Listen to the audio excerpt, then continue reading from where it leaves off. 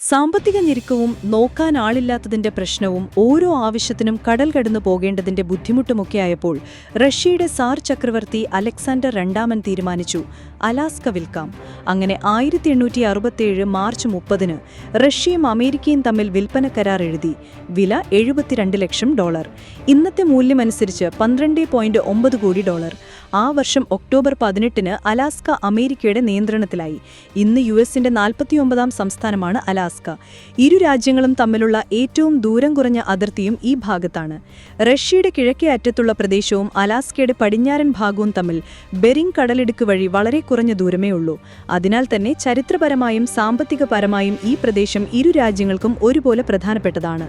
US president Donald ട്രംപും Russian president Vladimir പുടിനും തമ്മിൽ വെള്ളിയാഴ്ച അലാസ്കയിൽ കൂടിക്കാഴ്ച നടത്തുമ്പോൾ ആ പ്രദേശവും റഷ്യയും തമ്മിൽ നൂറ്റാണ്ടുകളായുള്ള ബന്ധം കൂടിയാണ് പുതുക്കപ്പെടുന്നത്. റഷ്യൻ നാവികസേനാംഗമായിരുന്ന വൈറ്റസ് ബെലിൻ 1741-ൽ അലാസ്കയിൽ എത്തിയതോടെയാണ് ആ പ്രദേശത്ത് റഷ്യയ്ക്ക് താൽപ്പര്യമുണ്ടായത്. സാർ ചക്രവർത്തിയുടെ സമുദ്ര പര്യവേക്ഷണ സംഘത്തിലെ അംഗമായിരുന്നു ബെറിംഗ്. റഷ്യയ്ക്കും അലാസ്കയ്ക്കും ഇടയിലുള്ള 54 കിലോമീറ്റർ മാത്രം വീതിയുള്ള കടലിടുക്ക് കടന്നായിരുന്നു അദ്ദേഹത്തിന്റെ യാത്ര. പിൽക്കാലത്ത് ആ മേഖല ബെറിംഗ് കടലിടുക്ക് എന്നറിയപ്പെട്ടു. പിന്നാലെ സൈബീരിയയിൽ നിന്നുള്ള വേട്ടക്കാരും രോമക്കുപ്പായ കച്ചവടക്കാരും അലാസ്കയിലെത്തി. നീർനായകളെയും ധ്രുവക്കുറുക്കന്മാരെയും സീലുകളെയും വേട്ടയാടുകയായിരുന്നു ലക്ഷ്യം. 1784-ൽ കച്ചവടക്കാരനായ ഗ്രിഗറി ഷെലിഖോവ് കൊഡിയാക് ദ്വീപിൽ ഒരു കോട്ട നിർമ്മിച്ചു. ഇതാണ് അലാസ്കയിലെ ആദ്യ റഷ്യൻ സെറ്റിൽമെന്റ്. 1799-ൽ സാർ ചക്രവർത്തി പോൾ ഒന്നാമനാണ് രോമക്കച്ചവട ആവശ്യത്തിനായി റഷ്യൻ അമേരിക്കൻ കമ്പനി സ്ഥാപിച്ചത്. ഇതോടെ മേഖലയിൽ റഷ്യൻ സ്വാധീനം ശക്തമായി. റോമ വ്യാപാരികൾക്കൊപ്പം റഷ്യൻ ഓർത്തഡോക്സ് ചർച്ചിന്റെ മിഷണറിമാരും അലാസ്കയിലെത്തി. സംസ്ഥാനത്തെ ഏറ്റവും ജനസംഖ്യയുള്ള നഗരമായ ആംഗ്രേജിലുള്ള റഷ്യൻ ഓർത്തഡോക്സ് ചർച്ചിന്റെ കെട്ടിടമാണ് ഏറ്റവും പഴക്കമേറിയ കെട്ടിടം. അലാസ്കയിൽ ഇപ്പോഴും കാണാം റഷ്യൻ സെറ്റിൽമെന്റിന്റെ അവശിഷ്ടങ്ങൾ. ദീർഘകാലത്തേക്ക് വേണ്ടിയായിരുന്നില്ല റഷ്യക്കാരുടെ കുടിയേറ്റമെന്നും ഹാർഡ്മാൻ പറയുന്നു. റഷ്യൻ മിഷണറിമാർ അലാസ്കയിലെ 18,000-ൽ പരം ജനങ്ങളെ മതപരിവർത്തനം ചെയ്തിട്ടുണ്ട്. ഇവിടുത്തെ പലർക്കും ഇപ്പോഴും റഷ്യൻ പേരുകളുണ്ട്. അതേസമയം അലാസ്കയിൽ സ്ഥിരതാമസമുള്ള റഷ്യൻകാരുടെ എണ്ണം 400 കടന്നിട്ടില്ലെന്ന് യുഎസ് സ്റ്റേറ്റ് ഡിപ്പാർട്ട്മെന്റിലെ ചരിത്ര വിഭാഗത്തെ ഉദ്ധരിച്ച് അസോസിയേറ്റഡ് പ്രസ് AP റിപ്പോർട്ട് ചെയ്യുന്നു. ക്രൈമിയൻ യുദ്ധത്തെ തുടർന്ന് റഷ്യ സാമ്പത്തിക ഞെരുക്കത്തിലായി. മാത്രമല്ല, വിദൂര പ്രദേശത്തെ അലാസ്കയിലുള്ള കോളനി സംരക്ഷിക്കാനും അവിടെ സാധനങ്ങൾ എത്തിക്കാനും റഷ്യയ്ക്ക് ധാരാളം പണം ചെലവഴിക്കേണ്ടിയും വന്നു. ബ്രിട്ടനിൽ നിന്നുള്ള ആക്രമണം ഭയന്ന റഷ്യ ബ്രിട്ടന്റെ കൈവശം അലാസ്ക എത്തുന്നത് ഒഴിവാക്കാൻ വേണ്ടി കൂടിയാണ് അത് അമേരിക്കയ്ക്ക് വിൽക്കാമെന്ന തീരുമാനത്തിലെത്തിയത്. അങ്ങനെയാണ് അലക്സാണ്ടർ രണ്ടാമൻ $72 ലക്ഷം അലാസ്കയെ യുഎസിന് കൈമാറിയത്. അലാസ്കയിലെ ലിറ്റിൽ ഡൈമീഡ് ദ്വീപും റഷ്യയിലെ ബിഗ് ഡൈമീഡ് ദ്വീപും തമ്മിൽ വെറും 3.8 കിലോമീറ്റർ മാത്രമേ ഉള്ളൂ അകലം. ഇവയെ വേർതിരിക്കുന്നത് രാജ്യാന്തര അതിർത്തിയും ഇന്റർനാഷണൽ ഡേറ്റ് ലൈനുമാണ്. ഇതുമൂലം ലിറ്റിൽ ഡൈമീഡ് ദ്വീപ് ബിഗ് ഡൈമീഡ് ദ്വീപിനേക്കാൾ 21 മണിക്കൂർ പിന്നിലാണ്. അതായത് ഒരു ദ്വീപിൽ നിന്ന് മറ്റൊരു ദ്വീപിലേക്ക് പോകുമ്പോൾ സമയത്തിൽ 21 മണിക്കൂറിന്റെ വ്യത്യാസമുണ്ടാകുന്നു. യുഎസിനും സോവിയറ്റ് യൂണിയനും ഇടയിലുള്ള അതിർത്തിയായതിനാൽ ശീതയുദ്ധകാലത്ത് ഈ ദ്വീപുകൾ ഐസ് കർട്ടൻ എന്നാണ് അറിയപ്പെട്ടിരുന്നത്. അലാസ്കയുടെ തന്ത്രപ്രധാന സ്ഥാനം പരിഗണിച്ച് റഷ്യയും അമേരിക്കയും ഇവിടെ സ്വന്തം താൽപ്പര്യങ്ങൾ സംരക്ഷിക്കാൻ ശ്രമിക്കുന്നുണ്ട്. അലാസ്ക കൈവശം വയ്ക്കുന്നവർ ലോകത്തെ കൈവശം വയ്ക്കും എന്നത് അലാസ്കയുടെ തന്ത്രപ്രധാന സ്ഥാനത്തെക്കുറിച്ച് വ്യക്തമാക്കാൻ യുഎസ് വ്യോമസേനയുടെ പിതാവെന്ന് വിശേഷിപ്പിക്കപ്പെടുന്ന ജനറൽ വില്യം ലെൻഡ്രം മിച്ചൽ പറഞ്ഞതാണ് ഈ വാക്കുകൾ. ലോകമഹായുദ്ധകാലത്ത്, പ്രത്യേകിച്ചും രണ്ടാം ലോകമഹായുദ്ധത്തിൽ യുഎസിന്റെ വടക്കൻ പ്രതിരോധത്തിലെ ഒരു പ്രധാന താവളമായിരുന്നു അലാസ്ക. ജപ്പാൻ സൈന്യം യുഎസിന്റെ മണ്ണിൽ അധിനിവേശം നടത്തിയ ഒരേ ഒരു യുദ്ധക്കളം അലാസ്കയിലെ അല്യൂഷൻ ദ്വീപുകളായിരുന്നു. യുഎസിനും ജപ്പാനും ഇടയ്ക്കാണ് അല്യൂഷൻ ദ്വീപുകൾ. അട്ടു, കിസ്ക എന്നീ ദ്വീപുകൾ അന്ന് ജപ്പാൻ പിടിച്ചെടുക്കുകയും ചെയ്തു. ലെൻഡ് ലീസ് ആക്ട് പ്രകാരം സോവിയറ്റ് യൂണിയനിലേക്ക് യുഎസിന്റെ വിമാനങ്ങൾ ഉൾപ്പെടെയുള്ള സൈനിക സാമഗ്രികൾ എത്തിക്കുന്നതിനുള്ള പ്രധാന റൂട്ടുകളിൽ ഒന്നായിരുന്നു അലാസ്ക. സോവിയറ്റ് യൂണിയനുമായി നേരിട്ടുള്ള അതിർത്തി പങ്കിടുന്നതിനാൽ ശീതയുദ്ധകാലത്തും അലാസ്കയ്ക്ക് തന്ത്രപ്രധാന പ്രാധാന്യമുണ്ടായിരുന്നു. സോവിയറ്റ് യൂണിയനിൽ നിന്നുള്ള ആക്രമണങ്ങളെ ചെറുക്കുന്നതിനുള്ള ആദ്യ പ്രതിരോധ നിരയായാണ് യുഎസ് അലാസ്കയെ കണ്ടിരുന്നത്.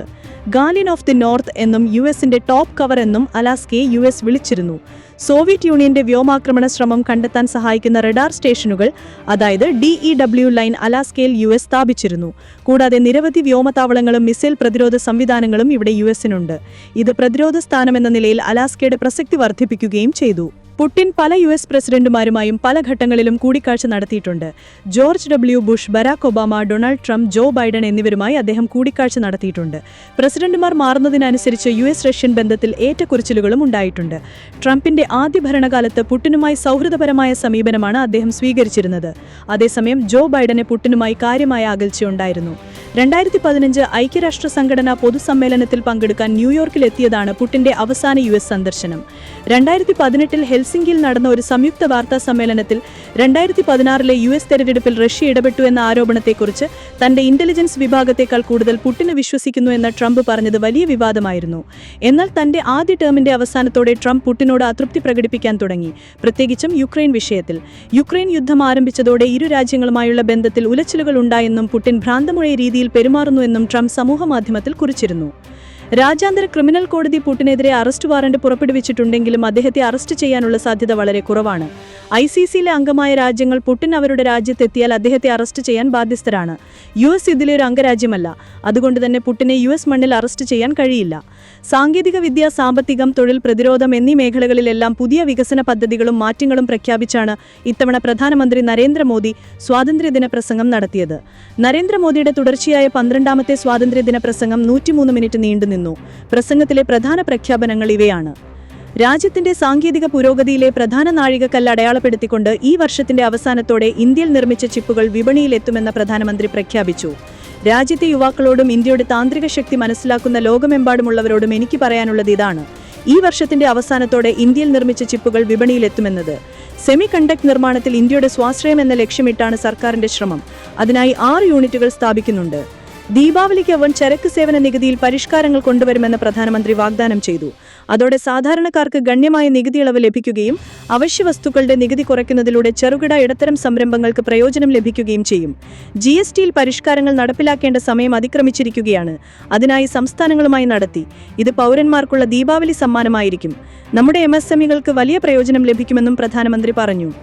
സാമ്പത്തിക വളർച്ച ത്വരിതപ്പെടുത്തുക, ചുവടുനാട ഒഴിവാക്കുക, ഭരണം നവീകരിക്കുക, 2047ഓടെ $10 ട്രില്യൺ സമ്പദ് വ്യവസ്ഥയിലെ ലക്ഷ്യത്തിനായി രാജ്യത്തെ സജ്ജമാക്കുക എന്നിവ ലക്ഷ്യമിട്ട് ടാസ്ക് ഫോഴ്സ് രൂപീകരിക്കും. ഇന്ത്യയിലെ യുവാക്കൾക്കായി പ്രധാനമന്ത്രി വീക്ഷിത് ഭാരത് റോസ്ഗാർ യോജന ആരംഭിക്കും. 1 ലക്ഷം കോടി രൂപയുടെ ഈ പദ്ധതി പ്രകാരം സ്വകാര്യ കമ്പനികളിൽ ജോലി നേടുന്ന യുവാക്കൾക്ക് സർക്കാർ 15,000 രൂപ നൽകും. ഏകദേശം 3.5 കോടി യുവാക്കൾക്ക് ഇതുവഴി തൊഴിൽ ലഭിക്കുമെന്നും പ്രധാനമന്ത്രി പറഞ്ഞു. അതിർത്തി പ്രദേശങ്ങളിലെ നുഴഞ്ഞുകയറ്റവും അനധികൃത കുടിയേറ്റവും മൂലമുണ്ടാകുന്ന ജനസംഖ്യാ അവസന്തുലിതാവസ്ഥയുടെ അപകടങ്ങൾ ചൂണ്ടിക്കാണിച്ച് പ്രധാനമന്ത്രി നുഴഞ്ഞുകയറ്റം തടയാൻ ഹൈപവേർഡ് ഡെമോഗ്രഫി മിഷൻ ആരംഭിക്കുമെന്ന് പറഞ്ഞു. ദേശീയ സുരക്ഷയെ ബാധിക്കുന്ന വെല്ലുവിളിയെ നേരിടാനും ഇന്ത്യയിലെ പൗരന്മാരുടെ ഐക്യം, അവസമതിയും അവകാശങ്ങളും എന്നിവ സംരക്ഷിക്കപ്പെടുന്നുവെന്ന് ഉറപ്പാക്കുന്നതുമാണിത്. ശ്രീകൃഷ്ണ ഭഗവാനിൽ നിന്ന് പ്രചോദനം ഉൾക്കൊണ്ട് ഇന്ത്യയുടെ തന്ത്രപ്രധാന സ്ഥാനങ്ങളെ ശത്രുഭീഷണികളിൽ നിന്ന് സംരക്ഷിക്കാൻ സുദർശൻ ചക്ര എന്ന പ്രതിരോധ സംവിധാനം നിർമ്മിക്കുമെന്ന് പ്രധാനമന്ത്രി പറഞ്ഞു. നമ്മെ ആക്രമിക്കാനുള്ള ശത്രുക്കളുടെ ഏതെങ്കിലും ഒരു ശ്രമത്തെ തടയുന്നതിന് ശക്തമായ ആയുധ സംവിധാനം നിർമ്മിക്കുന്നതിനായി ഇന്ത്യ മിഷൻ സുദർശൻ ചക്ര ആരംഭിക്കുകയാണ്. 2035ഓടെ രാജ്യവ്യാപകമായി എല്ലാ പൊതുസ്ഥലങ്ങളും സുരക്ഷാ കവചത്തിന്റെ സംരക്ഷണത്തിലായിരിക്കും. ഇതിനായി ഏറ്റവും പുതിയ താന്ത്രിക ഉപകരണങ്ങൾ സംയോജിപ്പിക്കാനാണ് സർക്കാർ ലക്ഷ്യമിടുന്നത്. ഇന്ത്യ 10 പുതിയ ന്യൂക്ലിയർ റിയാക്ടറുകൾക്കായി വേഗത്തിൽ പ്രവർത്തിച്ചുകൊണ്ടിരിക്കുന്നു. 2047 ആകുമ്പോഴേക്കും ആണവോർജ്ജക്ഷമത 10 ഇരട്ടി വർദ്ധിപ്പിക്കുമെന്നും നരേന്ദ്രമോദി പറഞ്ഞു. ഊർജ്ജ ആവശ്യങ്ങൾക്കായി നമ്മൾ പല രാജ്യങ്ങളെയും വളരെയധികം ആശ്രയിക്കുന്നു. പെട്രോളിയം അടക്കം ഇറക്കുമതി ചെയ്യാൻ കോടിക്കണക്കിന് രൂപ ചെലവഴിക്കേണ്ടി വരുന്നു. ഈ കാര്യത്തിൽ രാജ്യത്തെ സ്വയം പര്യാപ്തമാക്കേണ്ടത് വളരെ പ്രധാനമാണ്. ജലവൈദ്യുത പദ്ധതികൾ വികസിപ്പിക്കാൻ കഴിയുന്ന തരത്തിൽ പുതിയ അണക്കെട്ടുകൾ നിർമ്മിക്കുന്നത് പ്രോത്സാഹിപ്പിക്കുമെന്നും പ്രധാനമന്ത്രി പറഞ്ഞു.